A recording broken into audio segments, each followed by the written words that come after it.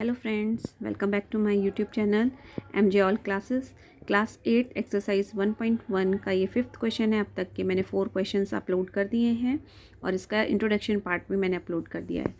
ठीक है, question number 5 करते हैं। Name the property under multiplication in each of the following. First of all हम यहाँ देखते हैं -4/5 को हम 1 से मल्टीप्लाई कर रहे हैं, फिर 1 को हम मल्टीप्लाई करें -4/5 से, तो मेरा आंसर -4/5 ही आ रहा है, राइट।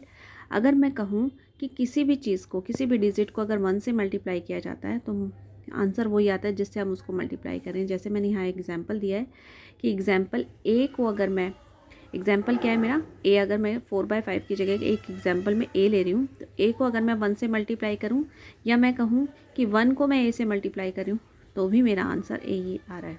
ठीक है, तो यहाँ पर क्या शो करता है कि 1 जो है, 1 इज़ द मल्टीप्लिकेटिव आइडेंटिटी। अपने आप की एक आइडेंटिटी है कि अगर 1 को किसी भी डिजिट से या किसी भी नंबर से मल्टीप्लाई किया जाता है तो आंसर सेम ही आता है। ठीक है, क्वेश्चन नंबर 2 की तरफ आते हैं। इसका second part, -13/17 multiply -2/7 is equal to -2/7 multiply -13/7। अगर आपने इस चैप्टर का इंट्रोडक्शन पार्ट नहीं देखा है तो प्लीज़ आप वहाँ जाकर देखिए। मैंने यहाँ वहाँ पर ये सारी प्रॉपर्टीज़ करवाई हैं।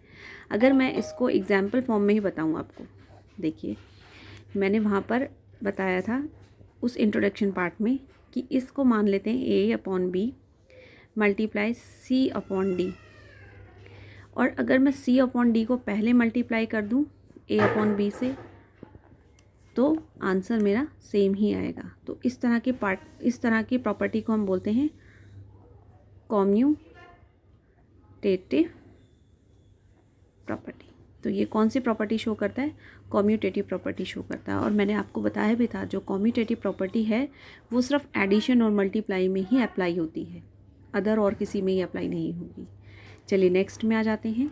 इसका पार्ट 3, -19 डिवाइडेड बाई 29। ये एक नंबर है। अब अगर मैं इस नंबर को मल्टीप्लाई कर दूं इस नंबर से, अब इस नंबर को आप ध्यान से देखिए तो ऐसा लगता है जैसे कि इसको हमने रिवर्स कर दिया है। इसको हम बोलते हैं इन्वर्स करना, रेसिप्रोकल करना। इस नंबर को रेसिप्रोकल कर दिया है, 29 ऊपर कर दिया, -19 नीचे कर दिया। अगर हम इन दोनों को आपस में मल्टीप्लाई करें तो हमारा आंसर आता है 1। तो इस तरह के क्वेश्चंस को हम बोलते हैं मल्टीप्लिकेटिव इन्वर्स, जहाँ पर आपको दिखाई दे रहा है कि एक नंबर को इन्वर्स कर दिया गया है। आई होप सो कि आपको ये क्वेश्चन समझ में आया होगा। चलिए इसके क्वेश्चन नंबर 6 पर चलते हैं। Multiply 6/13 by the reciprocal of -7/16। तो अब रेसिप्रोकल क्या होता है? सबसे पहले इसके आंसर को सॉल्व करने के लिए रेसिप्रोकल करेंगे। किसको? रेसिप्रोकल ऑफ -7/16 इज 16/7 और साइन यहीं पर रहेगा आपका माइनस का। ठीक है, तो -16/7 इज द रेसिप्रोकल। चलिए अब इसको क्या कहते हैं? मल्टीप्लाई करना है। तो 6/13 मल्टीप्लाई बाय -16/7। ठीक है, अब ध्यान से देखें तो कोई भी डिवाइड नहीं हो रहा, सीधा मल्टीप्लाई करते हैं। -16 को 6 से मल्टीप्लाई करेंगे तो प्लस माइनस माइनस का ही आएगा, 96।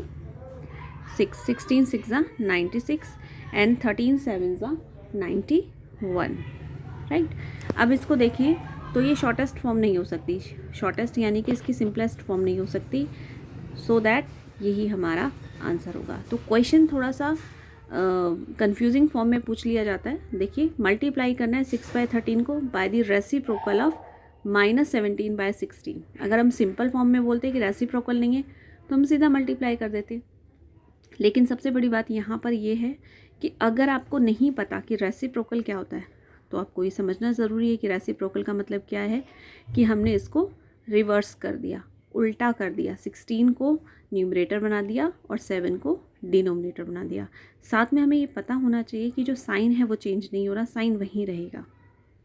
ठीक है, तो ये आपका आंसर था। आई होप सो कि आपको ये दोनों क्वेश्चन के आंसर अच्छे से समझ में आए होंगे। अगर अच्छे से समझ में आए हैं तो प्लीज़ इस चैनल को लाइक कीजिए और सब्सक्राइब कीजिए। Thank you so much.